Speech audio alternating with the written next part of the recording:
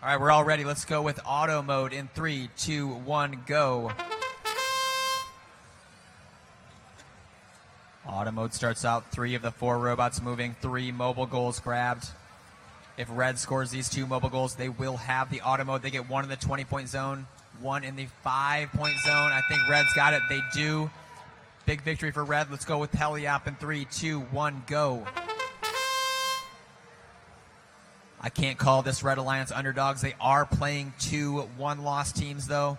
They will have some catching up to do. Actually, the score is already 41 for the Red Alliance, 0 for the Blue Alliance. Make that 2 for the Blue Alliance. Blue Alliance has some catching up to do.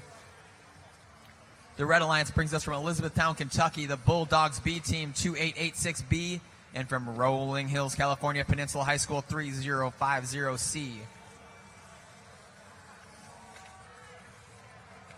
Currently ranked 6th and 8th on the blue side. This match will have big implications to the rankings. Red does not seem to be fazed by the fact that they're playing high-ranked teams, currently putting up large scores. They've got 1 in the 20, 1 in the 10, lots of cones going up.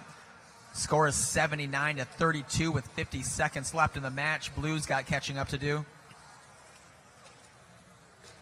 The team from Beijing currently at the driver loading station. They know they've got enough time to catch up. They're stacking.